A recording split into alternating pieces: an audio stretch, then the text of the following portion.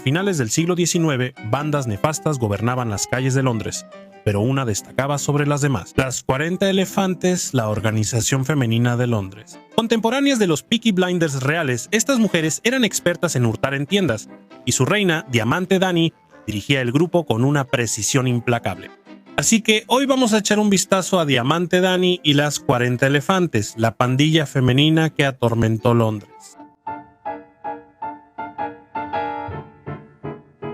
Bien, lo primero que probablemente te estés preguntando es por qué se llamaban las 40 Elefantes. Bueno, durante el siglo XIX y principios del siglo XX, cuando las 40 Elefantes prosperaron, Londres estaba dividida en diferentes territorios. La banda conocida como las 40 Elefantes consideraba Southwark, un barrio pobre al sur del Támesis, su hogar. El territorio del grupo estaba ubicado cerca de un establecimiento llamado el Pub Elephant and Castle, que es uno de los factores que le dio su nombre a las 40 Elefantes.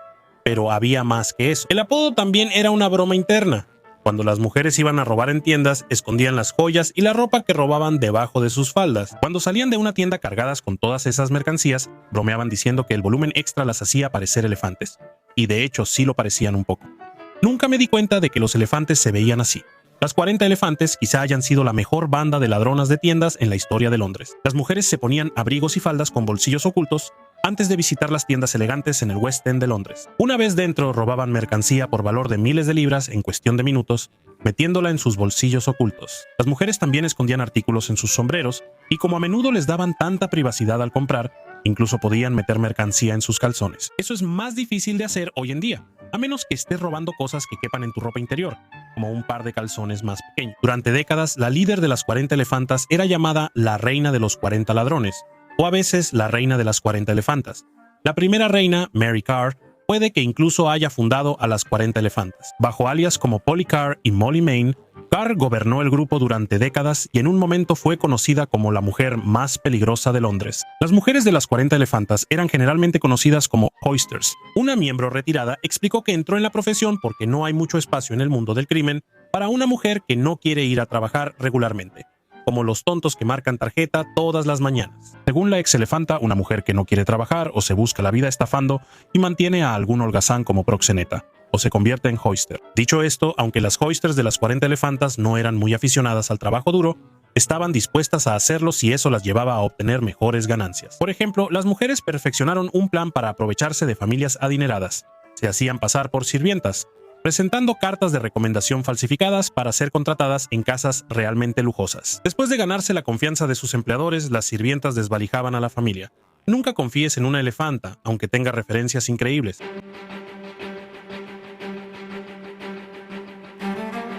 Diamante Dani nació como Alice Elizabeth Black en junio de 1896. Su padre, Thomas Diamond, también era un criminal. Él tenía al menos 3 condenas penales, incluyendo una por golpear al hijo del Lord Mayor de Londres a través de un vidrio, lo cual te lleva a la cárcel, pero también te da una historia bastante genial. Diamante Dani, como llegó a ser conocida, creció en Southwark, cerca del barrio de Elephant and Castle, por el cual las 40 elefantas se nombraron a sí mismas. A principios del siglo XX, Diamante Dani tomó el control de las 40 elefantas cuando tenía apenas 20 años. Su hermana menor, Luisa, también se unió a las 40 elefantas, y su hermano Tommy se unió a una banda diferente conocida como la banda Elephant and Castle. Esos son muchas bandas de elefantes en Londres. Es como cuando de repente todos los actores en Hollywood se llamaban Chris.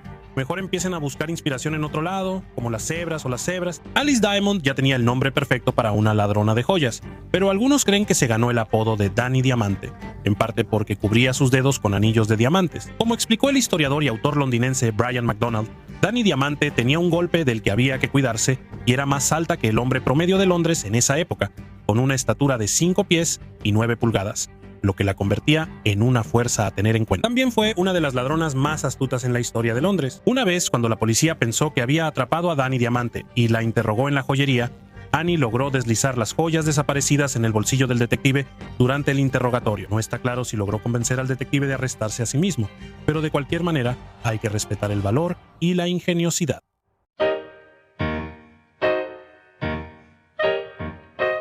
Dani Diamante le dio al equipo una nueva dirección al coordinar planes simultáneos en todo Londres. En lugar de cometer crímenes desorganizados por toda la ciudad, ella dividió a los grupos en células para realizar incursiones específicas, y las 40 elefantas eran realmente buenas en lo que hacían. Por ejemplo, en 1915 descendieron sobre una tienda departamental. más de una docena de miembros llegaron disfrazados, saliendo de carruajes negros en grupos de 3 o 4. Una limusina se detuvo detrás de los taxis y el chofer sostuvo la puerta para una mujer elegante vestida con pieles. Spoiler, esa mujer era Annie. Como estaban vestidos como socialites adinerados, los gerentes de la tienda no sospecharon nada. En una hora, las mujeres habían saqueado la tienda, llevándose ropa y joyas sin ser detectadas y saliendo con una pequeña fortuna en mercancía. Annie, por su parte, metió 2 abrigos de Marta bajo sus propios abrigos de piel y salió corriendo en su limusina antes de que la tienda siquiera se diera cuenta de lo que había pasado. Las 40 elefantes sabían que la clave para evitar ser detectadas era parecer mujeres adineradas. Los establecimientos de lujo estaban atentos a los crímenes cometidos por los pobres, pero tenían un punto ciego para las personas que entraban luciendo como millonarios y actuando como si fueran dueñas del lugar. Así fue exactamente como las elefantes Maggie Hughes y Diana Black pudieron llevarse un abrigo de piel valorado en 600 libras. Las mujeres se vistieron con sus propios abrigos de piel y luego visitaron al sastre que hizo el abrigo a la medida. Después de preguntar por los precios de diferentes artículos en la sala de exhibición, Hughes y Black lograron esconder la chaqueta cara debajo de una de las suyas. Pasaron 30 minutos antes de que alguien notara la prenda faltante, pero para entonces Hughes y Black ya se habían ido hacía rato. Según el encantadoramente llamado detective Ambrose Askew, las 40 elefantes eran las ladronas más astutas del país, y sus métodos eran tan notables que nunca se les había visto tomar ningún artículo y ninguna de las pertenencias robadas había sido recuperada.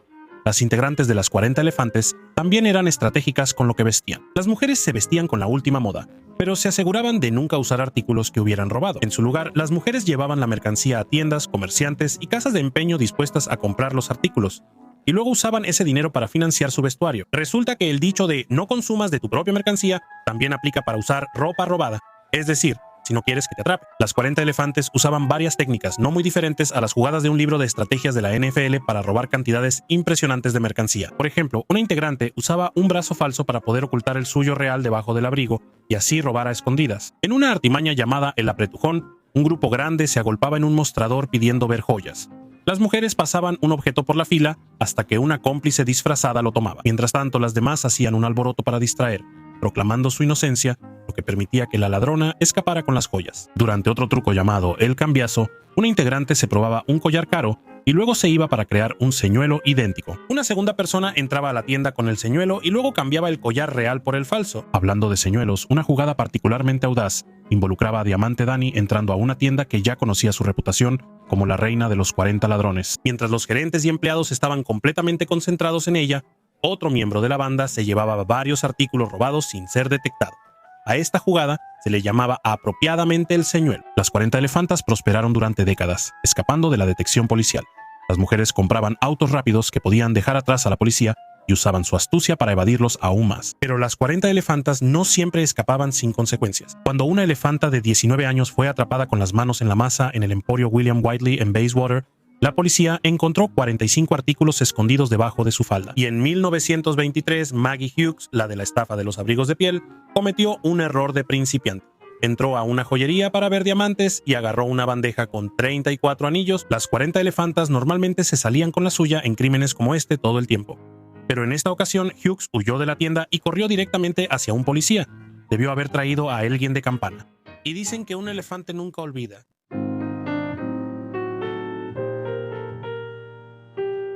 Diamante Dani se convirtió en la reina de las 40 elefantes cuando tenía solo 20 años y obligó a las mujeres a seguir reglas estrictas conocidas como el Código de las Ladronas. Entre las reglas estaban no beber antes de un golpe e irse temprano a la cama. Y si una miembro era detenida, las demás debían estar dispuestas a proporcionar una coartada. Pero en la década de 1920, las medidas extremas de Annie causaron su caída. Cuando la miembro Maria Britton se enamoró de un hombre, Annie le prohibió a la chica huir con su amante. Sin embargo, Britton quedó embarazada y se casó con el hombre de todos modos. Annie se enfureció. Durante una fiesta de las 40 elefantas en el Club Social Canterbury, convenció a sus seguidores ebrios de ir tras Britton y su nuevo esposo. Por órdenes de ella, las 40 elefantas iniciaron un levantamiento armadas con botellas, piedras y pedazos de concreto. Irrumpieron en la casa de Britton y golpearon a su esposo mientras Britton observaba. El incidente no terminó bien para las elefantas. La policía intervino y capturó a los participantes. Annie fue sentenciada a 18 meses, pero para cuando salió en libertad, ya había sido reemplazada. Después de que Diamond Annie fue enviada a prisión, una nueva reina tomó el control de las 40 elefantas, Lillian Rose Kendall. Conocida por su técnica de romper vitrinas y robar y por llevar el cabello corto, a Rose le dieron el apodo de la bandida del cabello corto. Según varios relatos, Kendall prefería conducir su auto a través de los escaparates para robar joyas, como un hombre de Kool-Aid, tratando de conseguir dinero para pagar sus multas por conducir ebrio. Ciertamente carecía de la sutileza y el refinamiento de los métodos de Diamond Danny, pero no se puede discutir con los resultados. Por su parte, parece que Annie no tenía ningún deseo de competir con Kendall por su antiguo puesto como líder de las 40 elefantes. En cambio, la reina retirada dirigió un burdel en Lambeth hasta su fallecimiento en 1952. Claro, probablemente sabes que Australia fue colonizada por convictos británicos, pero es probable que no tengas idea de los salvajes que podían ser esos barcos de convictos, especialmente el primer barco lleno de prisioneras. Este grupo variopinto de mujeres británicas fue enviado por Gran Bretaña con la esperanza de reformar la atribulada colonia penal de Nueva Gales del Sur. La colonia de convictos en apuros de Nueva Gales del Sur estaba compuesta principalmente por ladronas de poca monta y trabajadoras sexuales, y la complejidad, la tragedia y el triunfo de su historia te van a dejar completamente sorprendido. Hoy vamos a explorar el aterrador y salvaje mundo de Lady Juliana, un barco especial de convictos del siglo XVIII lleno de prisioneras enviadas a Australia. Ahoy amigo, es hora de subir a bordo de Lady Juliana, el salvaje barco prisión del siglo XVIII lleno de mujeres. Considerando que era el siglo XVIII y no podías simplemente subirte a un avión, el viaje de Inglaterra a Australia duraba unos 10 meses brutalmente largos. Mientras el barco viajaba de puerto en puerto por los océanos Atlántico e Índico, las damas se detenían en lugares como Río de Janeiro y Ciudad del Cabo en el camino, y no eran paradas cortas para comprar recuerdos y estirar las piernas.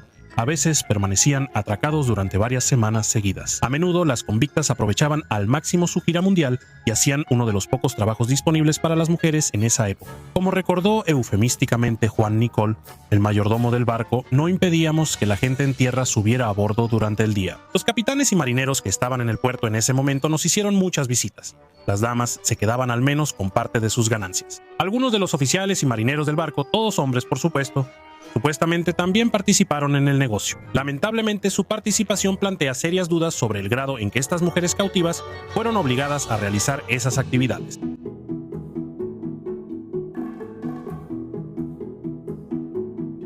Ya fuera por amor, deseo, coerción, aburrimiento o necesidad, muchas de las mujeres a bordo del barco se convirtieron en esposas de los oficiales y miembros de la tripulación. Como recordó el mayordomo del barco, Juan Nicol, en sus memorias del viaje, cuando ya estábamos bien adentrados en el mar, cada hombre a bordo tomó una esposa de entre las convictas. Ellas no lo rechazaron. Aunque estos matrimonios definitivamente no eran legales, a veces sí servían para un propósito práctico para las mujeres condenadas. Tener un amante a bordo del barco a menudo significaba que podías dormir en una mejor cama. Sin embargo, hubo al menos una relación basada en el verdadero amor. Nicol, el mayordomo del barco del que acabamos de hablarte, parecía haberse enamorado de la prisionera Sarah Whitlam. Incluso tenía la intención de casarse con ella una vez que terminara su condena, pero tristemente nunca llegaron al altar. Nicol tuvo que regresar a Gran Bretaña, dejando a Whitlam y a su hijo atrás en Australia. Intentó encontrarla y reunirse con ella, pero trágicamente nunca volvieron a verse. Es algo así como la trama de Titanic, pero con un embarazo y una delincuente condenada de por medio. Y si te cautivó la historia de amor de Nicol y Whitlam, debo advertirte que la mayoría de las parejas a bordo no eran precisamente tan desafortunadas como la de ellos. La falta de privacidad para los prisioneros en los barcos de convictos significaba que los miembros de la tripulación tenían acceso a ellos, y sus relaciones e interacciones podían no ser consensuadas. Considerando que la edad de consentimiento en la Gran Bretaña del siglo XVIII era devastadoramente baja, 10 años para ser exactos, algunos miembros de la tripulación no tenían problema en tomar esposas adolescentes durante el viaje. La historiadora Pamela Horn identificó a Jane Forbes de 14 años como una de esas jóvenes esposas. Ella tuvo un bebé antes de llegar a Australia.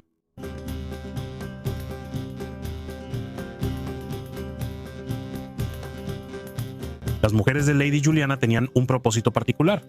Los funcionarios coloniales esperaban que un barco lleno de mujeres ayudara a civilizar la incipiente colonia de convictos. Considerando que la mayoría de las mujeres a bordo eran ladronas de poca monta, tal vez esperaban que estas mujeres robaran algunos corazones. Según un funcionario británico, el aumento de la presencia de mujeres fomentaría los vínculos matrimoniales para mejorar la moral y afianzar el asentamiento. Se suponía que las mujeres debían casarse con los colonos varones, lo que supuestamente crearía y mantendría una vida familiar respetable en la nueva colonia. Las sentencias de prisión de las mujeres tenían como objetivo transformarlas en portadoras de virtud que permitirían la recreación de la unidad familiar británica en el extranjero.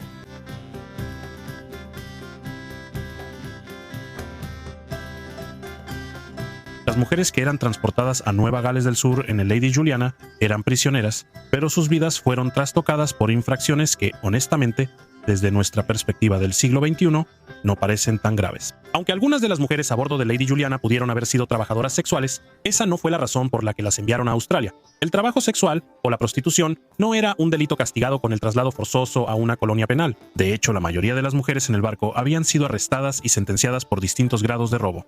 Sus delitos iban desde asaltos en caminos hasta robo en tiendas y carterismo. Mary Hook, por ejemplo, tenía alrededor de 20 años cuando el tribunal británico conmutó su castigo por robar dinero y bienes de su empleador, de pena capital, a una sentencia de 7 años en Nueva Gales del Sur. Así que básicamente casi la matan solo porque robó algunas cosas en el trabajo, pero en su lugar el gobierno británico misericordiosamente la envió a un continente completamente diferente.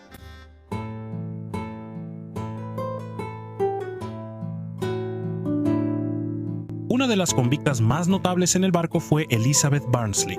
Fue condenada por el peligroso y atroz crimen de robar un poco de tela. De todos modos, Liz, la ladrona de telas, rápidamente se convirtió en una líder durante el viaje. John Nichol escribió sobre ella diciendo: ella era muy amable con sus compañeras convictas que eran pobres. Todas estaban ansiosas por servirle. Era como una reina entre ellas. Barnsley, quien terminó forjando una carrera como madama mientras estaba a bordo del barco, fue fundamental para supervisar las actividades económicas de sus compañeras convictas en cada puerto a lo largo del camino. Aunque no estaban siendo transportadas a Nueva Gales del Sur por prostitución, muchas de las mujeres a bordo de Lady Juliana pudieron haber sido trabajadoras sexuales, además de los pequeños delitos que cometieron. Existía una economía robusta de prostitución en la Gran Bretaña del siglo XVIII, así que es razonable suponer que al menos algunas de las más de 200 convictas participaron en ese tipo de trabajo.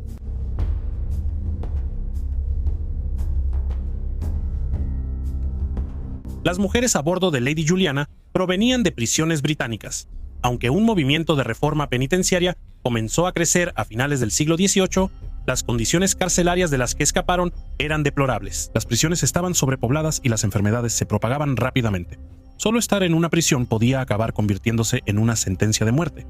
Y sí, seguía siendo un barco prisión. Y sí, la mayoría de las convictas pasajeras dormían justo encima de la cubierta donde se acumulaba la basura y las aguas residuales del barco. Pero las mujeres de Lady Juliana tenían algo que sus contrapartes en tierra y en prisión no tenían: acceso constante a atención médica. El barco tenía un cirujano y se mantenía relativamente limpio. Además, las mujeres no estaban encadenadas como prisioneras en otros barcos de convictos y podían negociar mejores condiciones a cambio de varios favores. Parte de la razón por la que las pasajeras de Lady Juliana disfrutaron de mejores condiciones fue porque el gobierno británico supervisó el barco, a diferencia de los otros barcos de la Segunda Flota. Todos los demás barcos eran operados por Camden, Calvert y King, una compañía notoria y prolífica dedicada al comercio de esclavos. Solo 5 mujeres fallecieron a bordo de Lady Juliana, en comparación con las 267 muertes reportadas por los otros barcos. Así que, aunque no fue un crucero de placer, al menos la mayoría de las mujeres no murió sin más.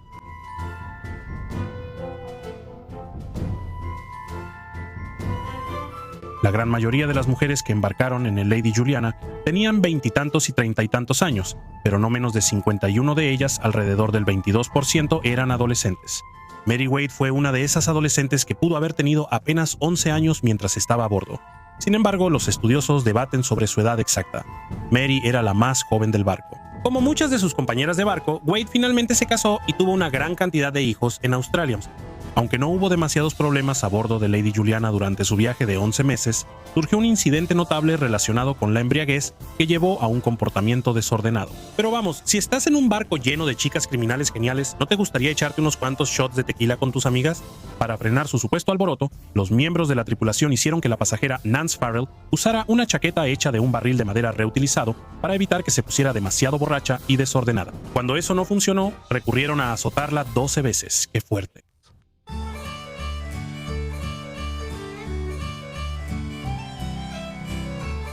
Algunas de las mujeres a bordo de Lady Juliana ya eran madres antes de que el barco partiera de Inglaterra, así que trajeron a sus hijos con ellas.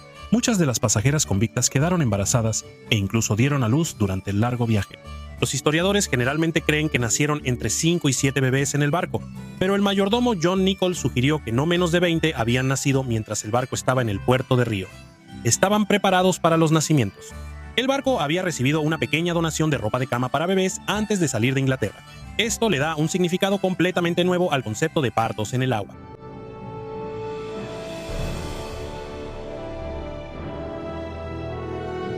Una vez que las mujeres de la Lady Juliana llegaron a su nuevo hogar en Nueva Gales del Sur, rápidamente descubrieron que podían disfrutar de libertades allí que no tenían en Inglaterra, aunque fueran prisioneras con pocos derechos y puestas en situaciones difíciles y a menudo peligrosas. Las mujeres que llegaban a Australia estaban libres de ciertos códigos morales británicos, incluso cuando los funcionarios coloniales esperaban que fueran portadoras de moralidad. Las leyes inglesas que marcaban a los hijos de madres solteras como ilegítimos, por ejemplo, no se aplicaban. Aunque ser transportadas a una nueva colonia para casarse y propagar la vida familiar británica, sin duda, era algo completamente desagradable, muchas mujeres supieron aprovechar sus circunstancias en Australia. Algunas pasajeras de Lady Juliana lograron ascender socialmente una vez que terminaron sus condenas y hasta iniciaron sus propios negocios. Anne Marsh, por ejemplo, tuvo éxito después de ser abandonada por su marido de a bordo. Ella comenzó y administró una variedad de negocios, incluyendo una licorería y una compañía de transbordadores. Bien hecho, Anne. Aunque pudieron haber tenido una experiencia dura y aterradora, no hay duda de que este barco lleno de mujeres dejó un impacto duradero en Australia y cambió el curso de la historia para siempre. Las mujeres de Lady Juliana llegaron a ser conocidas como las madres fundadoras de Australia. Entre sus trabajos secundarios en los puertos de escala y sus trueques románticos a bordo del barco, su travesía ha pasado a los libros de historia como una de las más legendarias. A primera vista, Lori Ruff tenía una vida relativamente normal. Tenía un esposo de quien luego se divorció. La pareja tuvo una hija, pero en la víspera de Navidad de 2010, Lori Ruff se quitó la vida con una herida de bala autoinfligida. Tras la muerte de Lori Ruff, salieron a la luz descubrimientos sobre su verdadera identidad, incluyendo el hecho de que Lori Ruff ni siquiera era un nombre real. Su caso ha desconcertado a la comunidad de Internet durante años. Esto es todo lo que se ha aprendido hasta ahora sobre la misteriosa vida de Lori Ruff. Lori Ruff nació como Kimberly McLean en Filadelfia, Pensilvania. Su tío Tom Cassidy dijo que tuvo una infancia normal en los suburbios con su hermana. La gente la describía como una niña tímida que normalmente se mantenía reservada. Su madre se quedaba en casa mientras su padre trabajaba como carpintero y bombero voluntario. Su tío dijo que los problemas comenzaron después de que los padres de Kimberly se divorciaron. Kimberly no se adaptó bien a cambiar de escuela ni a ajustarse a un nuevo padrastro. En 1986, cuando tenía solo 18 años, se escapó de casa para mudarse a King of Prussia, Pensilvania. Le dijo explícitamente a su madre que no la buscara. Después de divorciarse de su esposo y de haber tenido un hijo apenas 2 años antes, Lori Ruff se quitó la vida cuando tenía solo 42 años. Las autoridades encontraron su cuerpo en su auto, estacionado en la entrada de la casa de sus suegros. Antes del divorcio, Lori y su esposo peleaban constantemente. Ella era demasiado protectora con el niño y dudaba en hablar de cualquier cosa sobre su pasado. Incluso sus suegros creían que no era quien decía ser. Después de su suicidio, su esposo, Blake Ruff, registró su casa. Fue ahí donde encontró una nota de suicidio de 11 páginas. Las autoridades describieron la nota como los divagues de una persona claramente perturbada. También había una carta dirigida a su hija con instrucciones de que no debía abrirse hasta que cumpliera 18 años. Las autoridades leyeron la carta, pero no encontraron nada. Finalmente, Blake encontró una caja fuerte que contenía secretos sobre su verdadera identidad.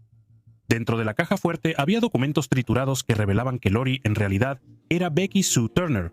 Blake había conocido a su esposa anteriormente como Lori Kennedy. Su confusión solo aumentó cuando se enteró de que Becky Sue Turner murió en un incendio cuando era solo una niña. La caja fuerte también contenía identificaciones falsas con varios nombres diferentes. La familia Ruff se enteró de esto cuando visitaron a los Turner.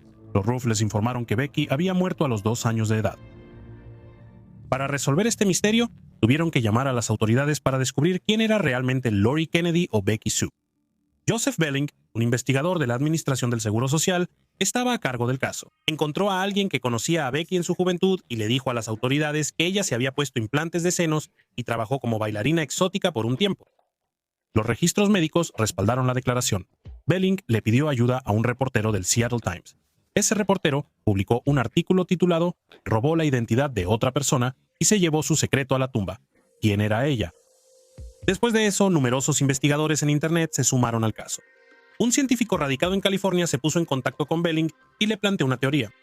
Los 3 científicos creen que Lori en realidad era una persona reportada como desaparecida en el área de Filadelfia. Ella creía que Lori en realidad era Kimberly McLean. Belling se fue a Filadelfia para ponerse en contacto con los familiares de Kimberly. Todo lo que tenía era una corazonada y una fotografía. Belling le mostró la foto de Lori a uno de los familiares de Kimberly. Al ver la foto, el familiar exclamó: «Dios mío, esa es Kimberly». La madre de Kimberly, Diane, aceptó hacerse una prueba de ADN para confirmar la relación. La prueba demostró que las dos mujeres estaban emparentadas. Las autoridades tardaron un total de 6 años en descubrir la verdadera identidad de Lori Ruff. Un gran avance en el caso se dio cuando Colin Fitzpatrick, una física nuclear que después se convirtió en genealogista forense, rastreó el árbol genealógico de Lori Ruff con una muestra de ADN que la vinculaba a un hombre llamado Michael Cassidy en Filadelfia. En este punto, la comunidad en línea elaboró esta cronología. Kimberly McLean nació el 16 de octubre de 1968. Becky Sue Turner nació el 18 de julio de 1969. Becky Sue murió en un incendio en una casa 2 años después, el 30 de diciembre de 1971, y Kimberly obtuvo el acta de nacimiento de Becky Sue el 20 de mayo de 1988. Kimberly asumió formalmente la identidad el 16 de junio de 1988, cuando obtuvo una identificación estatal de Idaho con el nombre de Becky Sue. En 1988, Kimberly, ahora técnicamente Becky Sue, se mudó a Texas, donde legalmente cambió su nombre a Lori Kennedy. El 12 de julio de 1988, obtuvo una tarjeta de seguro social con su nuevo nombre. Con esto consiguió una identificación estatal de Texas como Lori Kennedy. Kennedy obtuvo su licencia de conducir de Texas el 19 de abril de 1989, donde declaró tener 19 años.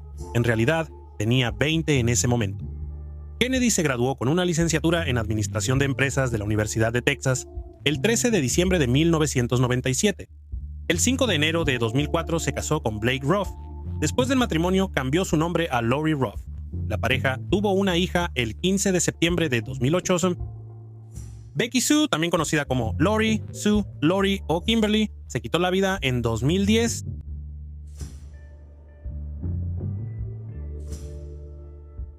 Aunque la línea de tiempo aclara algunas cosas, también genera más preguntas. Por ejemplo, nadie sabe cómo Kimberly McLean pudo robar la identidad de una joven que había fallecido recientemente. Una teoría destacada es que Kimberly utilizó a un intermediario de identidades, pero nunca se ha confirmado nada. No existe evidencia que sugiera que Kimberly estaba huyendo de un padre abusivo, que era una fugitiva o que era una espía.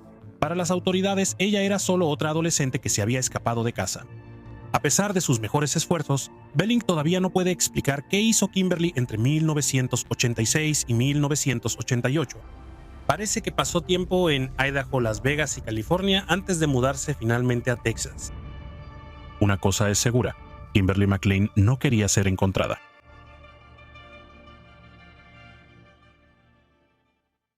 El exesposo y la hija de Lori se quedan con poco consuelo al saber de dónde venía realmente esta mujer. Su madre, Dean, finalmente supo qué le pasó a su hija, pero también se enteró de que su hija se había quitado la vida. La vida de Lori Ruff sigue envuelta en misterio. Llenar los vacíos ha brindado poco consuelo a dos familias que ahora tienen que recoger los pedazos y seguir adelante.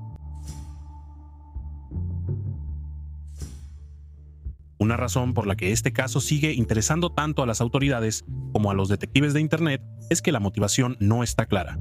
El robo de identidad no es nada nuevo, pero normalmente tiene un propósito. Algunas personas asumen una nueva identidad para escapar de un abusador.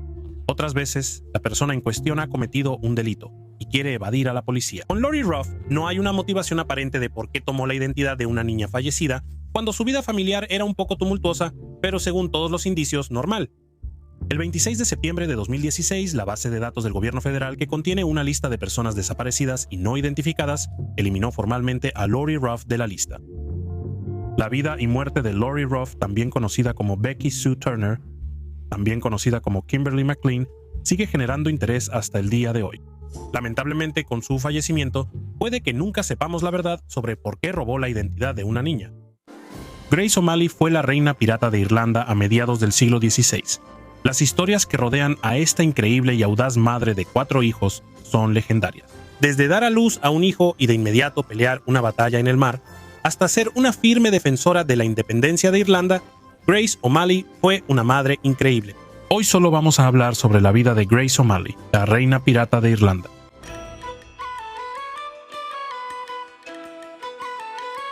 Grace, a diferencia de algunos piratas, nació en una vida de relativa comodidad en el condado de Mayo, en el oeste de Irlanda, y no en un grupo rudo de piratas desaliñados, sino en una especie de piratas de clase media alta, si es que eso existía. Su padre, Owen Black Oak O'Connell, quizá el nombre más irlandés que se haya dicho, era el jefe del clan de su familia y tenía fama de ser un gran navegante. El lema de su familia, algo que las familias tenían en aquellos tiempos, era Terra Maris Putans, o valientes por mar y tierra. Grace técnicamente continuaba con el negocio familiar de la piratería, ya que la mayor parte del dinero de la familia provenía de saquear y robar. Como la familia de Grace estaba realmente interesada en la navegación y en tomar cosas que no les pertenecían, Grace aprendió a navegar los mares a una edad muy temprana y llegó a ocupar una posición importante dentro de su clan.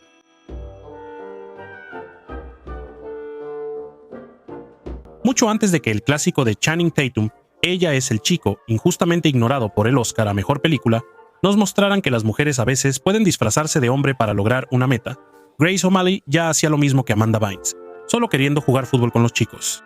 Se rumora que Grace desarrolló un gusto por el mar tan intenso que insistió a su padre que la dejara acompañarlo en sus viajes por el mar. Pero sus padres, siendo buenos padres, se negaron a dejarla ir porque tradicionalmente los niños no debían ir en peligrosos viajes por mar. Grace, de espíritu rebelde, no aceptó un no por respuesta. Según la leyenda, se cortó el cabello y se disfrazó de hombre para colarse en el barco. Incluso los piratas tenían que encontrar alguna forma de rebelarse contra sus padres. Los piratas también son personas, amigos. Este movimiento le dio a Grace un nuevo apodo, Grace la Calva.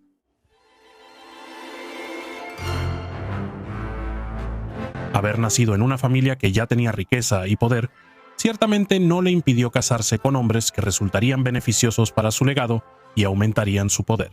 De hecho, como Grace era hija de un jefe de clan, ella era quien aportaba el dinero a la relación. Grace se casó por primera vez a la avanzada edad de 15 años con Donald O'Flaherty, un hombre con muchos barcos, los cuales ella adquiriría cuando O'Flaherty murió en el mar mientras luchaba, la principal causa de muerte para la mayoría de los piratas. Viuda a los 23 años, Grace se encontró con una flota de barcos, un castillo y un grupo de seguidores leales que llevó de regreso a su ciudad natal de Mayo. Estaba viviendo a lo grande. En sus 8 años de felicidad matrimonial, Grace tuvo 3 hijos con Donald, 2 niñas y un niño. Pero no era una madre común, era una luchadora feroz y una viuda respetada, alguien que adoptó las habilidades marineras de su esposo. En 1566, Grace se casó por segunda y última vez con Richard Burke, una jugada estratégica de su parte, ya que Burke el de Hierro era un talentoso guerrero terrestre con otro castillo más para Grace. Grace y Burke solo estuvieron casados un año antes de que, según la leyenda, Grace gritara por la ventana, Richard Burke te repudio, lo cual no era una forma legal de terminar un matrimonio, ni siquiera en esos días. Los dos siguieron legalmente casados según la ley inglesa. Ambos siguieron siendo exes amigables, aliados y padres de su hijo, Tayo Boy Nalong, o Toby de los barcos. Lo entendemos, Grace, realmente te gustaban los barcos.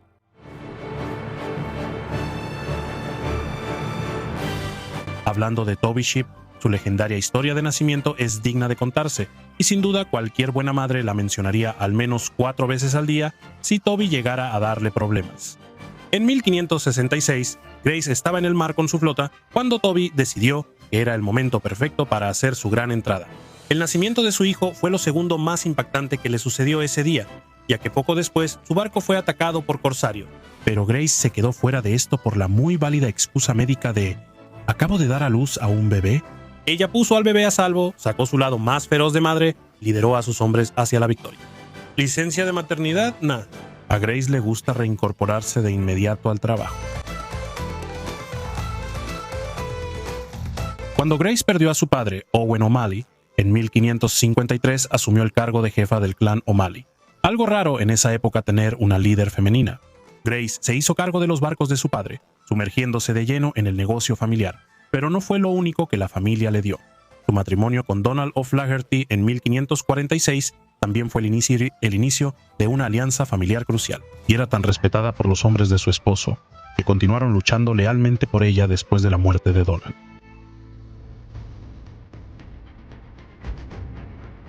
Claro, la hija de una familia de conocidos navegantes heredó un poco de piratería cuando asumió el cargo de jefa en lugar de su padre, pero una vez que tomó el mando, intensificó mucho su piratería contra Inglaterra en respuesta a que ellos estaban cobrando impuestos excesivos a Irlanda. Los ingleses habían aumentado los impuestos sobre los productos que comerciaba su compañía, así que Grace decidió que ella también podía jugar ese juego, y entonces impuso su propio impuesto marítimo a los barcos que pasaban. Sus castillos fueron construidos en lugares estratégicos donde podía vigilar el mar y monitorear los barcos que pasaban. Si veía uno, lideraba sus barcos para alcanzar a los barcos que pasaban y les explicaba que el paso seguro ahora costaba dinero. Si el barco no cumplía, lo abordaban y lo saqueaban. Eso es exactamente lo que hacen los piratas de manual. Pero no se limitaban a atacar barcos ingleses. Cualquier barco que pasara era susceptible a los ataques de Grace, ya fuera irlandés, español o turco. Si ese barco pasaba, ese barco pagaba.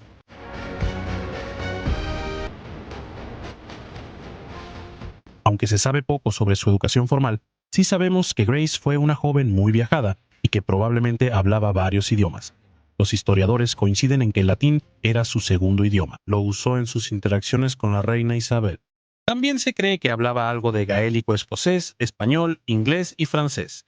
En 1593, Grace buscó la ayuda de otra mujer poderosa por algunos problemas que tenía con Ricardo Bingham. Viajó por el mar de Irlanda hasta Londres para pedirle ayuda a la reina Isabel, una de nuestras favoritas, para que la ayudara con Sir Ricardo Bingham, quien era el gobernador inglés del oeste de Irlanda, y Grace O'Malley no se le salía de la cabeza. Ricardo se estaba portando como un verdadero imbécil desde que se volvió paranoico pensando que Grace intentaba resistirse al dominio irlandés.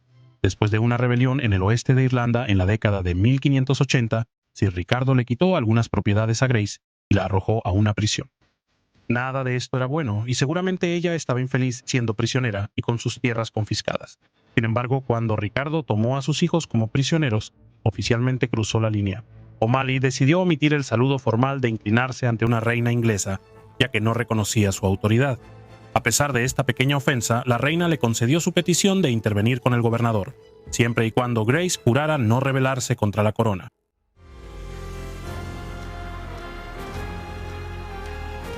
Grace era una mujer leal con la que no se debía jugar, así que cuando alguien fue tras su hombre, ella se les fue encima con todo. En la década de 1560, ella tuvo un amante. Ella rescató a un sobreviviente de un naufragio y los dos comenzaron un apasionado romance, como suele suceder en tiempos de crisis. Todo el asunto pirata de O'Malley empezó a alejar y a enfurecer a varios clanes irlandeses rivales, incluyendo a los molestos MacMahons. Cuando se enteraron de que Grace tenía un amante, los MacMahons vieron una oportunidad. Lo rastrearon cuando estaba en un viaje de caza y lo asesinaron. Grace estaba comprensiblemente sumamente enojada. Pero porque se trataba de Grace O'Malley, escribir una carta severa o quedarse haciendo pucheros en un rincón simplemente no era su estilo. Ella localizó a los hombres que mataron a su amado y les devolvió el favor acabando con esos idiotas. Después de terminar, tomó el castillo Donna de los MacMahon.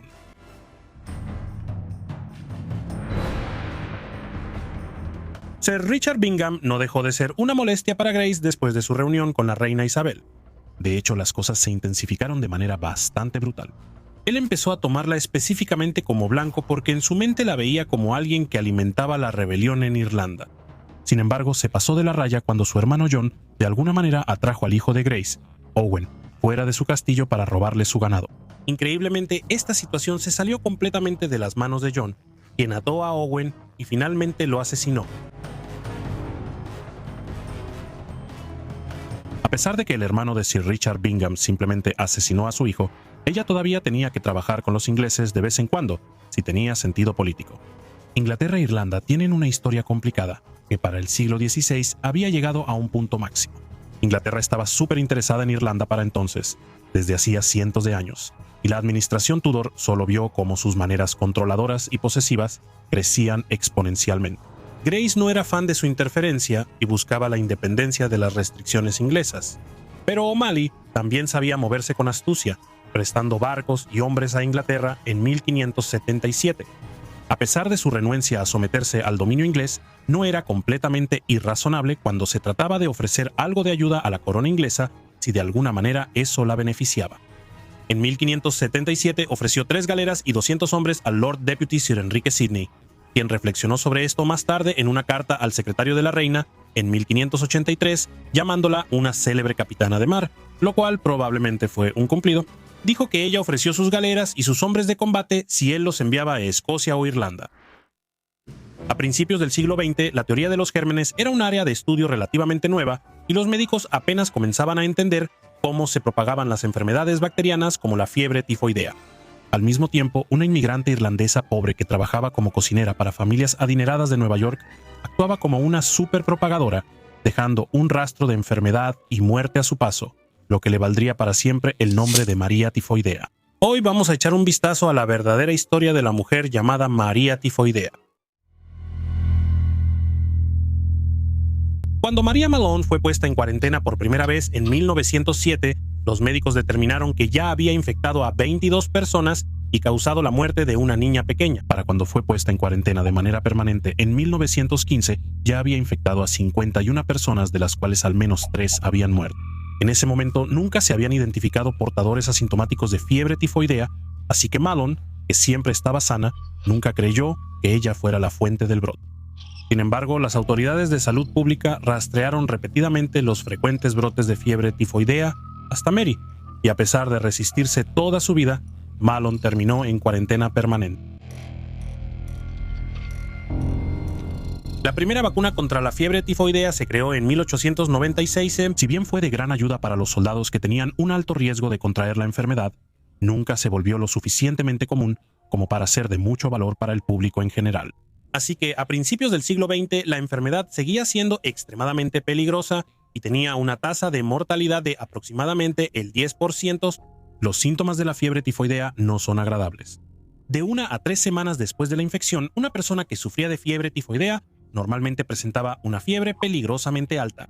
A esto le seguían rápidamente náuseas, vómitos, dolor muscular y dolores de cabeza. Después de eso, aparecía un sarpullido distintivo en el pecho de la víctima. Si no se administraba tratamiento en este punto, la siguiente fase normalmente era el sangrado intestinal, lo que llevaba a coágulos de sangre bajo la piel. En algunos de los casos más peligrosos, el abdomen se distendía después. En 1906, un propietario cuya familia había sufrido un brote de fiebre tifoidea particularmente violento y aparentemente inexplicable, contrató a un ingeniero sanitario del Departamento de Salud del estado de Nueva York llamado George Soper para averiguar qué había pasado. Soper sabía que el periodo de incubación de la bacteria Salmonella, que causa la fiebre tifoidea, era exactamente de 3 semanas. Comenzando su investigación examinando a los sirvientes, sus sospechas recayeron rápidamente en una inmigrante irlandesa que había sido contratada como cocinera precisamente 3 semanas antes de que todos se enfermaran. Esa persona era Mary Malone. Nacida en 1868 en lo que hoy es Irlanda del Norte, Mary llegó a los Estados Unidos en el año 1883 o 1884. Comenzó viviendo con una tía y un tío y encontró trabajo como cocinera para familias acomodadas. Soper investigó los antecedentes de Malone y rápidamente se dio cuenta de que las víctimas de fiebre tifoidea parecían aparecer donde quiera que ella iba. También notó que tenía la costumbre de cambiar de trabajo y de nombre después de cada brote. Atando cabos, Soper pensó que había encontrado a la responsable. Soper interrogó a Mary y planteó la posibilidad de que ella fuera la portadora que estaba causando los brotes de fiebre tifoidea. A pesar de las pruebas, Malin negó las acusaciones de Soper y se negó a hacerse las pruebas. No importaba cuántos brotes se produjeran a lo largo de su carrera, Malin se negó rotundamente a admitir que ella era la portadora de la fiebre tifoidea. En cambio, después de cada brote, Malin se escabullía silenciosamente, cambiaba un poco su nombre y conseguía un nuevo trabajo con otra familia. No está claro si Malin realmente entendía que era portadora de la enfermedad, ni qué se puede deducir de su comportamiento. Su costumbre de cambiarse el nombre podría implicar que intentaba engañar a la gente para que la contrataran porque sabía que estaba enferma, o simplemente podría ser el intento inocente de una persona por evitar la atención de la prensa. En ese tiempo, la fiebre tifoidea normalmente se asociaba con la mala higiene y, por extensión, con la gente pobre. Por eso, los funcionarios de salud de Nueva York se sorprendieron al encontrar la enfermedad en hogares ricos y de clase media alta.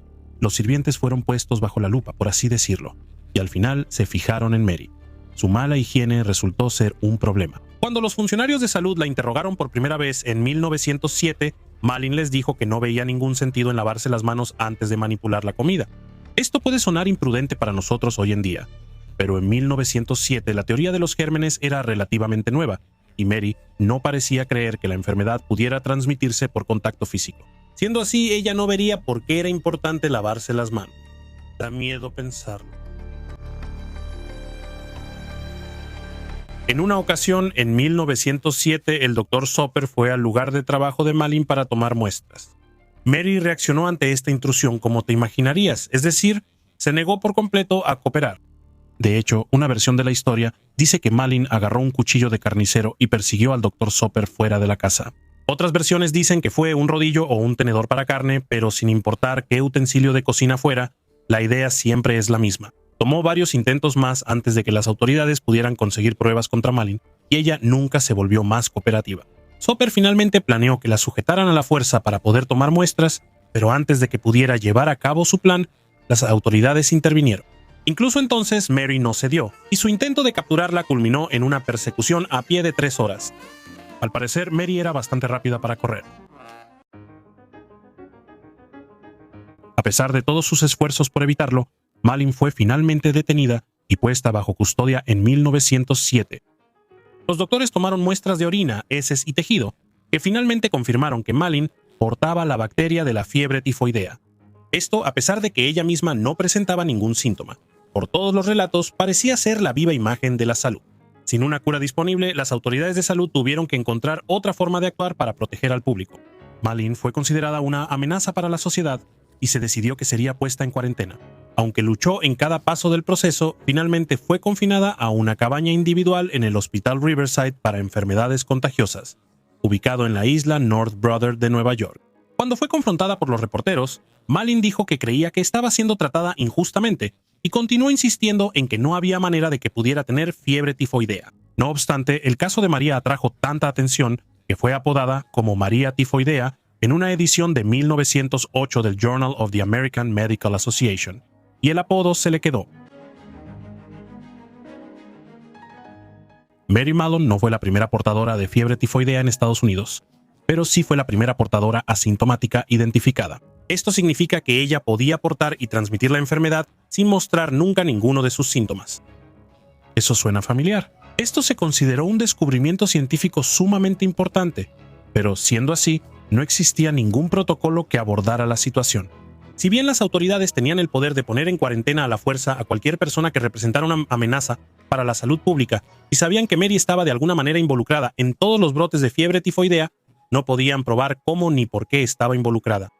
Mary no reaccionó bien a la atención. Enojada, afirmó ser víctima de una conspiración del gobierno y en algunos momentos el público incluso parecía estar de acuerdo con ella. De cualquier manera, las autoridades sabían que ella tenía que ser la portadora y estaban desesperadas por detener la cadena de enfermedades y muertes que dejaba a su paso. Los científicos de la época de Mallon nunca pudieron entender cómo podía portar la bacteria que causaba la fiebre tifoidea sin mostrar síntomas. Pero en 2013, un grupo de investigadores de Stanford resolvió el misterio.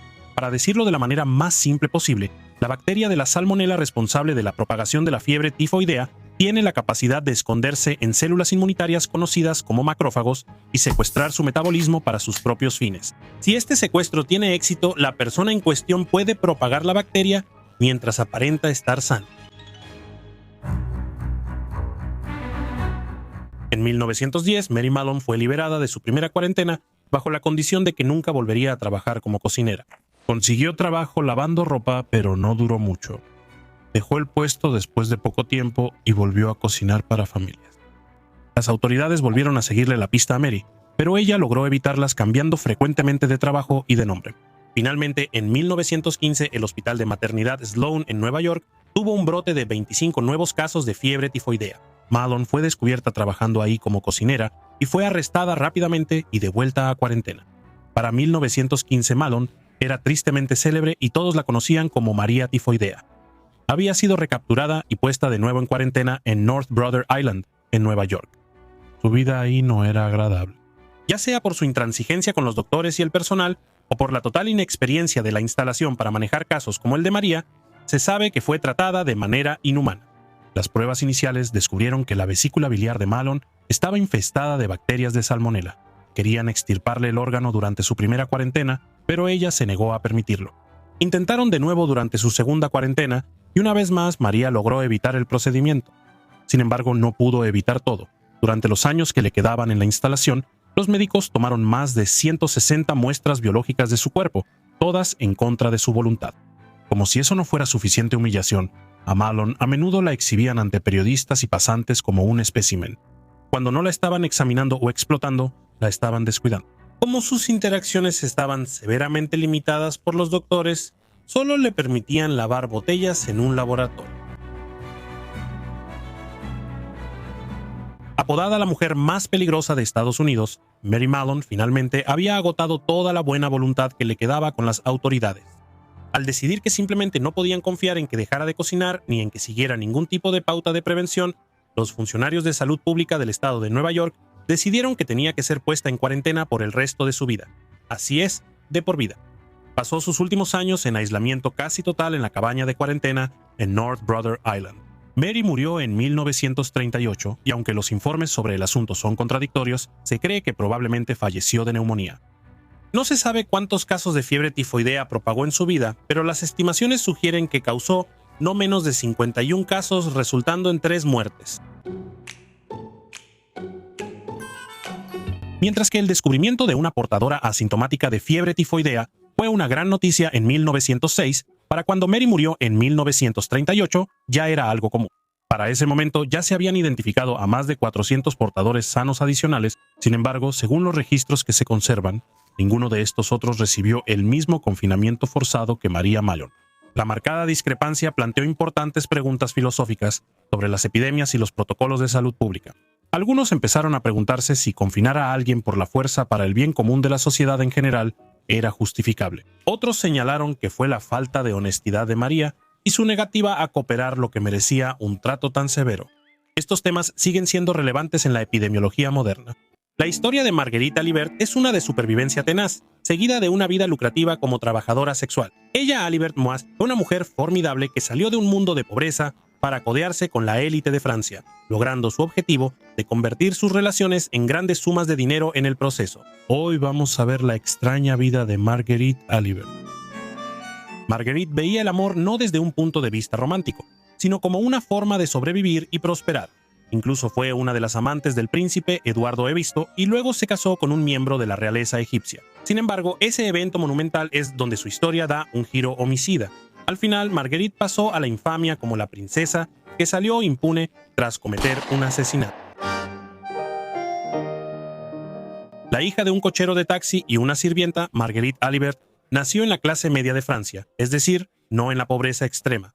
En el invierno de 1890, su madre y su padre eran, para no decirlo de otra manera, unos completos fracasos como padres. Cuando su hermano menor de 4 años fue atropellado por un camión y, en lugar de ir tras el conductor o al menos llevar al pequeño al cementerio, los padres enviaron a su traviesa hija, que había perdido a su hermano, con las hermanas de María, para que la torturaran psicológicamente. Las monjas le enseñaron a la joven Marguerite que, de no ser por sus pecados, su hermano de 4 años seguiría vivo, aunque lo hubiera atropellado un camión. Con más ayuda de las hermanas de María, Marguerite pasó el resto de su infancia llena de culpa limpiando la casa de otra persona, solo para perder tanto la infancia como la casa por un embarazo no planeado a los 16 años. Seguramente esto solo era un obstáculo en el camino al inicio de una vida plena llena de posibilidades.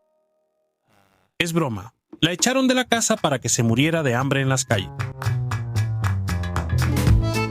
Mientras tanto, el bebé de Marguerite, de esos de los que mejor ni preguntar, fue a vivir a una granja como solían hacer en esos tiempos. Marguerite misma se convirtió en trabajadora sexual y fue descubierta por una tal Madame Dinard, quien era la encargada de las cortesanas. La Madame entrenó a Marguerite para usar su encanto natural y belleza para ganar dinero en vez de tener bebés, lo cual le pareció perfecto a Marguerite. Madame Dinard presumía que Marguerite era la amante de casi todos mis mejores clientes, caballeros adinerados y de buena posición en Francia, Inglaterra, Estados Unidos y otros países. Fui yo quien la convirtió en una especie de dama. Era atrevida en ese sentido. Margarita ya había aprendido de las hermanas de María que solo podía contar consigo misma si quería sobrevivir y prosperar de alguna manera. También había aprendido a cantar ahí, mezzosoprano, una habilidad útil en el repertorio de cualquier cortesana de calidad. Parece que había encontrado una carrera satisfactoria en la que podía dar buen uso a todo lo que había recibido de sus padres.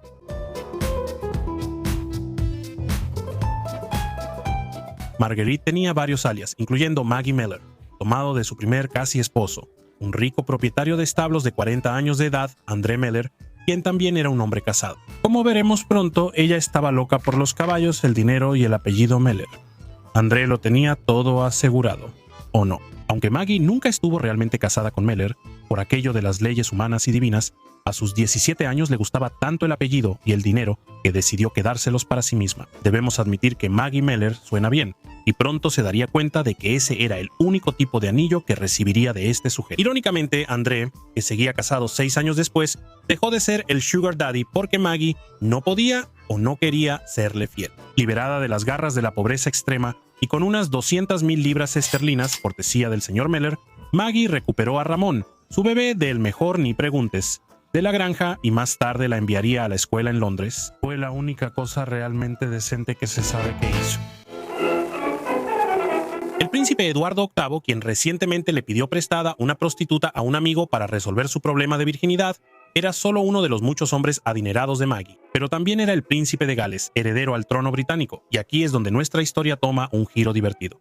Maggie tenía 20 y tantos años y era una cortesana parisina experimentada en ese momento. El príncipe Eddie era un bebé en comparación. Tenía 23 años, era de la realeza, recién desvirgado, y estaba de permiso durante su Primera Guerra Mundial. Era la peor pesadilla de la querida reina madre. Eduardo se enamoró perdidamente de Margarita durante aproximadamente un año antes de aburrirse, el tiempo suficiente para escribir lo que luego llamaría esas malditas cartas, en un lamento a su consejero Joey Legge.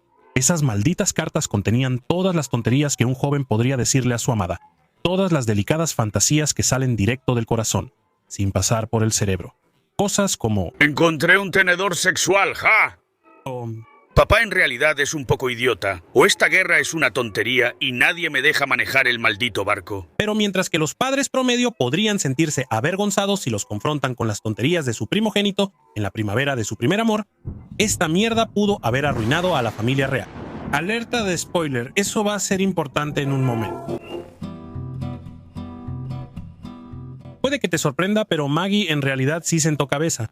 Bueno, al menos se casó. En 1919, después de un año de enviarle constantes amenazas al príncipe Eduardo VIII, recordándole que todavía tenía todas esas malditas cartas, Maggie Meller se casó con Charles Laurent. Era guapo y aburrido y le ahorró muchos problemas al príncipe Eduardo. Gente, para esto existen los aburridos. Se divorciaron 6 meses después, y Maggie obtuvo un buen acuerdo económico para ella sola. Un departamento, 10 establos para caballos, autos, montones de sirvientes y, por supuesto, un nuevo nombre para usar si así lo deseaba. El nuevo Eyem, bey de Maggie, en realidad era un bey o señor, no un príncipe. Pero eso no impidió que la gente en ciertos círculos la llamara Princesa Fahmy cuando se casó con el ridículamente rico Ali Kamal Fahmy Bey y se estableció con él en el Cairo. El egipcio, que no era príncipe, recibió su título de bey de Egipto, y Egipto es una nación orientada al Islam. La vida estrictamente recta de la esposa de un bey no era precisamente atractiva para la hedonista consumada y probable dominatriz Maggie Meller, pero aceptó bajo 2 condiciones. La primera era que se le permitiera usar ropa occidental. Es razonable, es toda una negociadora. La segunda, que se le permitiera divorciarse de él. El príncipe Fahmy no estaba muy de acuerdo con eso, pero estaba dispuesto a fingirlo si eso significaba que Maggie se convertiría. Justo antes de la boda, el astuto bey quitó la cláusula de divorcio de la mesa y la reemplazó con un edicto que le permitía conseguirse más esposas. Tal vez sí eran almas gemelas después de todo.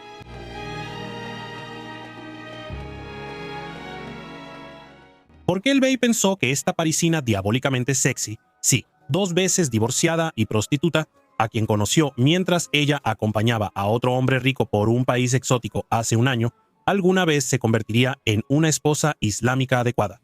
No tenemos idea. Pero al parecer sí lo pensó, pobrecito. Hay que reconocerle al bey por intentarlo. Bey Fahmy y su princesa peleaban más o menos constantemente, a veces incluso armando escenas en plena luz del día frente a otras personas. Él se quejaba de que su sexualidad independiente e insaciable y su personalidad en general eran completamente humillantes. De hecho, esto era exactamente para lo que el bey se había comprometido, pero parece que nunca lo entendió realmente. Como veremos pronto, no le quedaba mucho tiempo. El bey Fahmy tenía cierta reputación en Egipto como un homosexual que ocultaba su orientación. Ya fuera para perpetuar ese rumor o para usarlo a su favor, Maggie afirmó haber sufrido un desgarro durante una relación sexual antinatural. Considerando su línea de trabajo, esta falsa y tímida afirmación de inocencia es bastante desagradable, sin importar para qué quisiera usarla a su favor. Quienes la conocían lo suficiente sospechaban que estaba buscando conseguir otro jugoso acuerdo de divorcio, porque esta afirmación era solo una más en una lista creciente de abusos que estaba recopilando tan poco tiempo después del matrimonio. Pero espera, ¿qué hay de esa cláusula de último minuto de no más divorcios ni más esposas? Bueno, nunca sabremos cómo habría resultado esa batalla. Probablemente no muy bien. Porque chan. Quizás es un poco demasiado perfecto que la pareja haya regresado de ver La Viuda Alegre para tener una pelea violenta en su habitación de hotel que convertiría a Maggie Meller en una viuda alegre. Pero eso es exactamente lo que pasó la noche del 9 de julio de 1923. Después de muchos gritos y demás al regresar del teatro, el bey se fue. Regresó unas horas después y nunca volvería a salir por su propio pie. Alrededor de las 2 de la mañana se escucharon 3 disparos. La princesa Fami fue arrestada y una hora después el bey estaba muerto, asesinado por su esposa de un disparo en la parte trasera de la cabeza con un revólver calibre 38 que ella había estado guardando bajo su almohada. Estaba bastante bien resuelto en lo que respecta a homicidios. No había ningún misterio. El arma homicida, el autor y la víctima estaban identificados.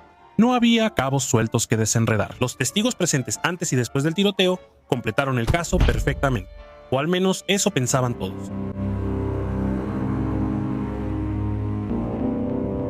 El poder del chantaje. Esas malditas cartas. Y qué tonto fui por no seguir tu consejo hace más de un año. Me temo que ella es de las que quieren 100.000 libras o nada. Aunque estoy decepcionado y no pensé que se pondría así de agresiva si todo el problema son mis cartas y ella no ha quemado ni una. El príncipe Eduardo VIII, quien considerando todo, salió bien librado de esto comparado con Joey Legg. Creemos que hay unas 20 cartas que son sumamente indiscretas. Dijo cosas sobre la conducción de la guerra que podrían haberse malinterpretado. Ha hecho comentarios groseros sobre su padre y también tienen un contenido sexual. No son el tipo de cartas que querrías que el mundo conociera. Si juntas todo eso, tienes las llaves para que la realeza salga de la cárcel sin consecuencias. Las monjas de la mamá de Maggie no criaron a ninguna tonta. Su habitual y apestosa carta de amenaza al príncipe Eduardo VIII sobre sus cartas era un estribillo que la ex niña de coro, convertida en prostituta, estaba feliz de volver a cantar, solo que esta vez había mucho más que 100.000 libras en juego.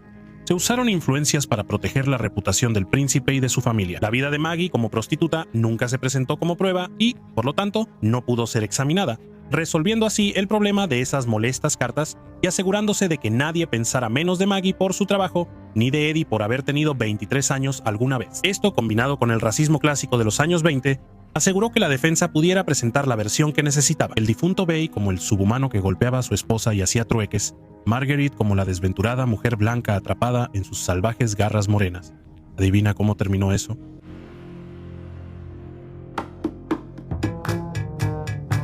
Sí, cada década tiene su juicio del siglo. Este fue uno de ellos.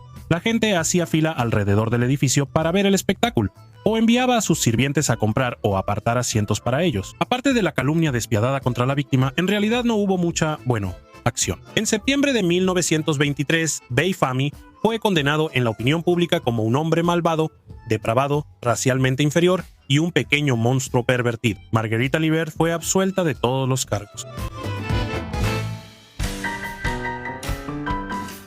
Maggie regresó a su natal París para vivir una larga y cómoda vida de lujo. Ella continuó con su emocionante estilo de vida, pero finalmente se retiró de los reflectores, apoyada por al menos 5 ex esposos diferentes, hasta su muerte a los 80 años en 1971. El error del príncipe Eduardo es una advertencia para todos nosotros en la era de Internet. En cuanto a Maggie, aprendemos que un poco de extorsión, un poco de imaginación y mucho chantaje pueden hacer que una viuda sea realmente feliz. En 1977, la ex reina de belleza Joyce McKinney fue noticia cuando secuestró al misionero mormón Kirk Anderson y lo convirtió en su esclavo sexual. Como te puedes imaginar, el llamado caso del mormón encadenado fue noticia en todo el mundo. Aunque secuestrar a un misionero es sin duda una de las cosas más locas que Joyce McKinney ha hecho, ella ha sido noticia por otros comportamientos. Así que hoy vamos a echar un vistazo a la extraña vida de la mente maestra detrás del caso del mormón encadenado, Joyce McKinney. Un romance entre una reina de belleza y un misionero mormón suena como la trama de una película, pero en realidad todo comenzó de una manera bastante común. Joyce McKinney conoció por primera vez a Kirk Anderson a mediados de los años 70, cuando ambos eran estudiantes en la Universidad Brigham Young en Utah. Ella estaba estudiando para su doctorado en teatro y se había convertido recientemente a la religión mormona. Él era un estudiante de licenciatura y tenía solo 19 años mientras que ella tenía 25. Ellos se involucraron románticamente y, según se informa, tuvieron un encuentro amoroso al menos una vez. McKinney afirmó más tarde que este encuentro llevó a un embarazo y a un aborto espontáneo. Anderson, quien estaba conflictuado por todo el asunto, fue a su iglesia para expresar cómo había violado sus creencias religiosas sobre esperar hasta el matrimonio antes de tener relaciones sexuales. Posteriormente decidió salir del país y no le dijo a McKinney a dónde se dirigía. Aquí es donde las cosas empiezan a ponerse más extrañas. porque lo que la mayoría de la gente consideraría una pequeña invasión de la privacidad, McKinney procedió a contratar a un detective privado para localizar a Anderson. Cuando se enteró de que él estaba en Inglaterra en su misión mormona, lo siguió hasta allá con un amigo llamado Keith May. McKinney confrontó a Anderson en las escaleras de una iglesia mormona. Sosteniendo lo que parecía ser una pistola real, lo llevó hasta su auto, donde ella y May usaron cloroformo para dejar inconsciente a Anderson. Luego condujeron hasta una casa alquilada en el campo en Inglaterra. Allí, según se informa, esposó a Anderson a una cama con esposas forradas de bisón.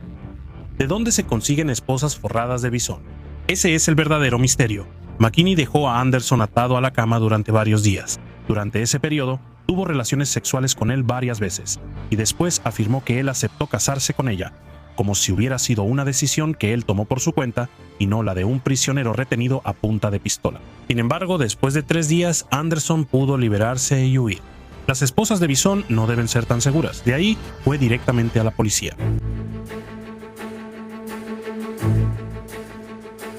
Después de hablar con Anderson, las autoridades británicas arrestaron a McKinney por secuestrarlo, pero en un giro que podría parecer algo sorprendente para nuestra sensibilidad moderna, ella no enfrentó cargos más graves. De hecho, según la ley británica de esa época, no existía ningún cargo por delito sexual cuando la víctima era un hombre.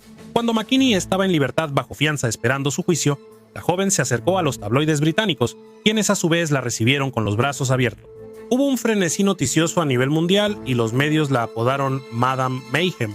En lugar de enfrentar la justicia por el crimen que cometió, en realidad ganó una cantidad considerable de dinero vendiendo su historia a los tabloides. Apareció en las portadas del Daily Express y el Daily Mirror al mismo tiempo, cada uno con historias similares. Se informa que el Daily Express le pagó 40,000 libras en efectivo por su historia, el equivalente a aproximadamente 225,000 libras o $310,000 en la actualidad. Después de que McKinney pasara 3 meses en la prisión Holloway de Londres, los tribunales la liberaron bajo fianza debido a su deteriorada salud mental. Problemas de salud mental. ¿Quién lo hubiera imaginado? Pero una vez fuera de prisión, aparentemente sus problemas de salud mental desaparecieron muy rápido y aprovechó toda la publicidad de la investigación tanto como pudo. Luego ella y su cómplice, Keith May, huyeron de Inglaterra. Llegaron a Canadá, donde usaron pasaportes falsos para entrar al país antes de regresar a Estados Unidos. En un giro que parece sacado de una película de comedia, la pareja intentó ocultar su identidad disfrazándose de monjas. Sin embargo, las autoridades estadounidenses no se dejaron engañar y los arrestaron por falsificar pasaportes. Sin embargo, para ese momento, las autoridades británicas habían decidido no solicitar la extradición de McKinney.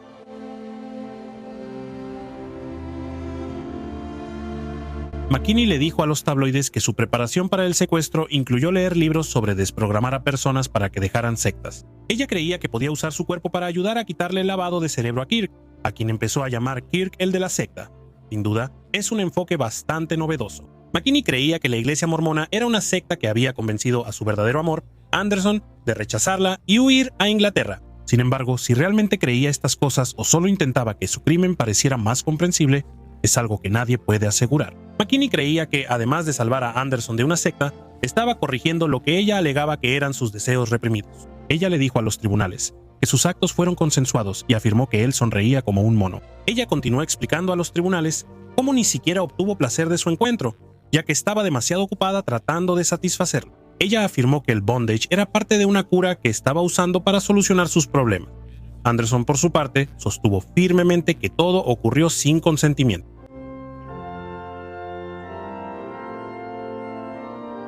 A pesar de que McKinney más tarde denunció la religión mormona, se informó que estuvo dedicada a ella durante un tiempo y que se había convertido mientras vivía con una familia mormona durante la universidad. Ya fuera por su nueva religión o por su gusto por lo teatral, se informó que McKinney se obsesionó con la entonces popular familia Osmond, que incluía a los famosos Donnie y Marie. Antes de que McKinney conociera a Anderson, incluso supuestamente tuvo una relación con uno de los hermanos Osmond, Wayne, con quien quería casarse.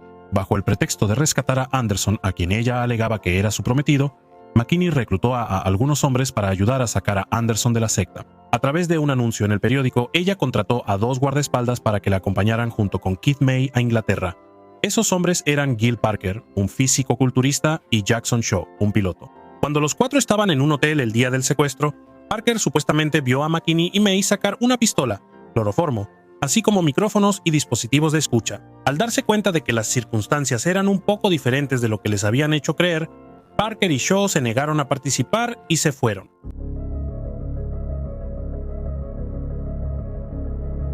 Después de que la noticia de la historia del mormón encadenado llegara a los titulares, McKinney se convirtió en una sensación de la noche a la mañana. La prensa la invitó a estrenos de películas y fiestas con estrellas de rock como The Rolling Stones y los Bee Gees. Incluso afirmó haber asistido a un estreno de cine con Joan Collins, donde la famosa actriz se molestó por toda la atención que la joven celebridad del momento recibía de los medios. Antes de su arresto, Joyce McKinney participó en concursos de belleza.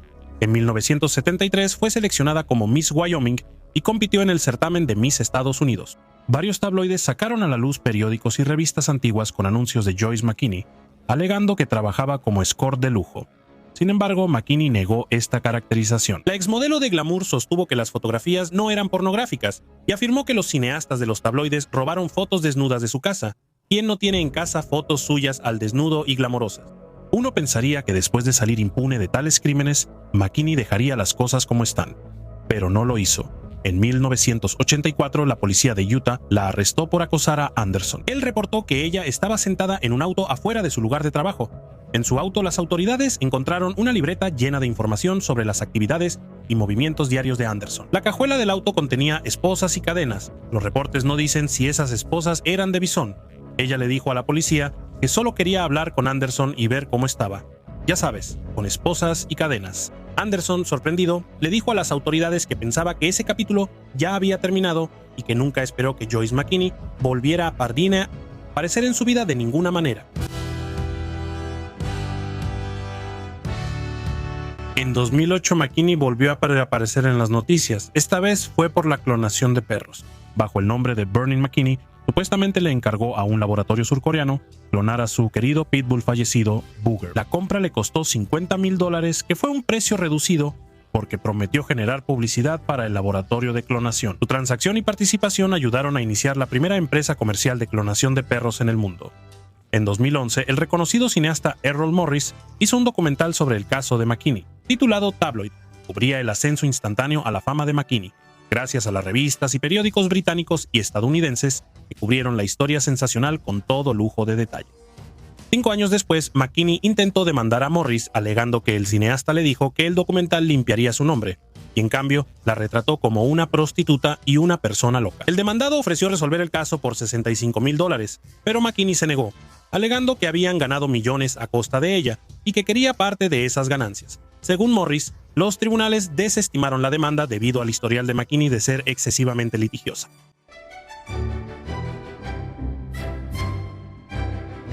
En 1978, el periodista y historiador del Daily Mirror, Anthony Delano, publicó Joyce McKinney en el caso del mormón maniático, un libro de crímenes reales que documenta la historia de McKinney. McKinney afirmó estar trabajando en sus propias memorias tituladas Una historia de amor muy especial. Incluso la mencionó en varios periódicos cuando el escándalo salió a la luz por primera vez. Más tarde, acusó a los cineastas del documental Tabloid de robarle el manuscrito. Hasta la fecha, no ha terminado las memorias. En julio de 2019, la policía de Los Ángeles arrestó a McKinney en relación con un incidente de atropello y fuga que le costó la vida a un sobreviviente del Holocausto de 91 años llamado Gennady Balotsky. El incidente fue captado por una cámara de vigilancia y McKinney, quien para ese entonces era una persona sin hogar y vivía en su vehículo con 3 perros, fue identificada por los residentes del vecindario donde ocurrió el crimen. McKinney enfrentó varios cargos por sus acciones, incluyendo homicidio vehicular, y de ser declarada culpable, podría enfrentar hasta 11 años de prisión. Sin embargo, en febrero de 2020, un juez dictaminó que no estaba en condiciones de ser juzgada. Una pregunta común que los fanáticos le hacen a su autor favorito es: ¿de dónde sacas tus ideas? Para una escritora de misterio galardonada, la respuesta fue que en realidad cometió un asesinato cuando era adolescente. Hoy vamos a ver el oscuro pasado de la autora Anne Perry. Anne Perry, mejor conocida por las series de ficción detectivesca histórica de Thomas Pitt y William Monk, mató a la madre de su amiga cuando tenía solo 15 años. Los detalles de este caso son realmente horribles. Cumplió su condena y ahora anda por ahí escribiendo populares novelas de detectives. Perry tuvo éxito en mantener en secreto el hecho de ser asesina ante el público en general hasta 1994. Peter Jackson dirigió una película titulada Criaturas Celestiales. Este drama psicológico contó con Kate Winslet en su debut cinematográfico, y recibió una nominación al premio de la Academia por Mejor Guión Original. La película detalló el infame caso de asesinato de 1954 en Christchurch, Nueva Zelanda, en el cual Anne Perry formó parte. Peter Jackson y sus colegas realizaron una investigación exhaustiva para el guión, hablando con vecinos, colegas y psicólogos de las asesinas. Perry al principio se mostró reacia a dar la cara. Sin embargo, no pasó mucho tiempo antes de que ella se abriera con los propios cineastas y más tarde con numerosas publicaciones sobre el asesinato. Anne Perry nació como Juliette Hume. Juliette iba a mudarse a Sudáfrica y quería que su mejor amiga, Pauline Ripper, se fuera con ella. La madre de Pauline, Honora, se negó. A partir de ahí, las chicas planearon el asesinato. El 22 de junio de 1954, las chicas invitaron a Honora a ir de picnic con ellas cerca de un kiosco de té en Victoria Park, un lugar pintoresco en Nueva Zelanda. Julieta distrajo a Honora colocando un guijarro rosa en el camino. Mientras Honora iba a recogerlo, las chicas atacaron. Las chicas llevaban un ladrillo escondido en un periódico enrollado. Pusieron el ladrillo en una media y lo usaron para golpear a Honora hasta matarla. Después de asesinar a Honora, las chicas regresaron al kiosco donde habían comido con ella momentos antes. Procedieron a decirle al dueño del puesto que Honora estaba cubierta de sangre no muy lejos de ahí. La historia que contaron las chicas fue que Honora tropezó con una tabla y que se golpeó la cabeza repetidamente. Las chicas se lavaron la sangre de la cara en el puesto y la dueña dijo después que podía escucharlas reírse mientras se limpiaba. Más tarde, cuando una oficial escoltó a las chicas al tribunal, las escuchó decir: "Nos costó un poco más matar a la vieja de lo que pensábamos". Cuando la oficial le pidió que lo repitiera, Juliette dijo: "¿No eres la mujercita policía perfecta?". Mucha gente en su pueblo creía que Juliette y Paulina tenían una relación romántica. Las chicas lo negaron rotundamente. Cualquier romance sería motivo de preocupación para ellas, ya que en la década de 1950, Nueva Zelanda consideraba la homosexualidad como una enfermedad mental. Supongo que es una gran preocupación para alguien que acaba de cometer un asesinato. Las chicas decían que podían acceder a otra dimensión, a la que llamaban el cuarto mundo, porque su amistad les proporcionaba una iluminación espiritual tan intensa. Aunque las chicas venían de diferentes entornos económicos, ambas encontraban consuelo en la compañía de la otra. Las dos eran grandes escapistas obsesionadas con las estrellas de cine. Incluso crearon personalidades alternas para ellas mismas llamadas Gina y Deborah. Se unieron aún más al descubrir que ambas habían sufrido enfermedades en su juventud. Julieta tuvo tuberculosis, mientras que Paulina sufrió una infección en la médula ósea. Las chicas fueron enviadas a prisiones separadas por poco más de 5 años cada una. Una condición de su encarcelamiento era que no debían hablar entre ellas y no han tenido contacto desde entonces. Julieta fue a una prisión de mujeres en Auckland. Durante los primeros 3 meses estuvo en confinamiento solitario. Tuvo que realizar trabajos forzados, pero eventualmente colapsó bajo la presión del trabajo. Más tarde le contó al periódico The Guardian que la prisión era fría. Había ratas, sábanas de lona y ropa interior de calicó. Cuando Paulina fue liberada, tomó el nombre de Hilary Nathan y se mudó a Kent, Inglaterra. Se volvió una católica romana estricta y ahora es una directora jubilada de una escuela para personas con necesidades especiales. Genial. Pusiste a una asesina convicta a cargo de personas que no pueden defenderse por sí mismas. Tiene sentido. Al ser liberada, Julieta se mudó a Inglaterra, donde trabajó en varios empleos, incluyendo como sobrecargo. Mientras estaba en el Reino Unido, cambió su nombre a Anne Perry. Perry era el apellido de su padrastro. En 1967 se mudó a San Francisco. Con el tiempo llegó a Los Ángeles y fue allí donde comenzó su carrera como escritora. Para mantenerse durante ese tiempo, trabajó como niñera. Se mudó de nuevo a un pueblo lejano en Escocia para estar cerca de su madre. Fue allí donde se inspiró en sus propias experiencias criminales para escribir exitosas novelas históricas de misterio. Publicó su primer libro, El verdugo de la calle Keter. En 1979, la novela fue la primera en presentar al mundo a la pareja de detectives, marido y mujer, Tomás y Carlota Pitt. Libros adicionales con estos personajes incluyen Plaza Calígula, Paseo Paragón y Callejón de la Resurrección. El diario de Paulina revela que las chicas planearon matar a su madre mucho antes de que ocurriera el crimen. Ella expresó el deseo de matar a su madre con detalles aterradores. ¿Por qué no podía morir mamá? Docenas de personas están muriendo. Miles mueren cada día. Entonces, ¿por qué no mamá y papá también? Unos días antes del asesinato, Paulina escribió: prácticamente terminamos nuestros libros hoy, y lo que más nos gustó del día fue matar a mamá. Esta idea no es nueva para mí, pero esta vez es un plan definitivo que pensamos llevar a cabo. Ya lo planeamos todo y ambos estamos emocionados con la idea. Naturalmente, nos sentimos un poco nerviosos, pero la anticipación es enorme. La noche antes del asesinato, Paulina escribió: estoy escribiendo un poco de esto antes de la muerte. Me sentí muy emocionada como la noche antes de Navidad anoche. Vaya, sería increíblemente difícil comprarle un regalo de Navidad a ella. Anne Perry dijo después que ayudó con el asesinato porque pensó que Pauline se suicidaría de lo contrario. Pauline fue la única persona que estuvo con Julia cuando fue hospitalizada por tuberculosis de niña. Ella sentía un sentido de obligación hacia su amiga. Perry dijo después a The Guardian: Pauline fue la única que me escribió cuando estaba en el hospital y ella amenazó con suicidarse si no la ayudaba. Ella vomitaba después de cada comida y estaba perdiendo peso todo el tiempo. Ahora estoy seguro de que era bulímica. Realmente creo que ella se quitaría la vida y yo no podría soportarlo. Perry conoció el mormonismo en los años 60 cuando trabajaba como niñera en California. La religión ofrecía perdón por los pecados pasados. Ella se involucró profundamente en la fe. En una entrevista con el Deseret News, Perry dijo: me arrodillé antes de irme a la cama y le pregunté a mi Padre Celestial si era verdad o no. Y cuando desperté por la mañana, la habitación estaba absolutamente llena de luz, y no me refiero a la luz del sol. Perry le dijo al New Zealand Herald que los doctores probaron medicamentos experimentales en ella para tratar su tuberculosis. Le dijo al periódico: una aguja larga en el trasero cada tercer día por la mañana. Te atrapaban cuando todavía estabas dormida. Podría haber algo de verdad en esto. En ese tiempo, algunas instalaciones de tratamiento usaban iproniazida, lo que hacía que algunas personas comenzaran a bailar y se volvieran animadas y felices. Según el sitio web de Anne Perry, ha vendido más de 20 millones de libros en todo el mundo. Frecuentemente aparece en la lista de los más vendidos del New York Times. También ha aparecido en listas de los más vendidos en todo el mundo, incluyendo Canadá, Alemania y Francia. Ha escrito casi 100 novelas desde 1979. Su novela de misterio más reciente, titulada Marea Oscura, salió en 2018. The Times la incluyó en su lista de los 100 maestros del crimen en 1998. Ha ganado el premio Agatha 2 veces. La primera fue en 1990 por El rostro de un extraño. En 2002 ganó un premio Agatha al mejor relato corto por Demasiados cocineros. Y no, esa historia no inspiró el video de Adult Swim. Anne Perry ha ganado millones de admiradores en todo el mundo, y muchos de ellos desconocen su oscuro pasado. ¿Vas a leer sus novelas pronto? Si te gustó este video de Weird History, ¿por qué no te suscribes? Tenemos cuentas que pagar. Haz clic y mira algunos de sus otros videos increíbles. Hazlo, o Anne Perry vendrá por ti.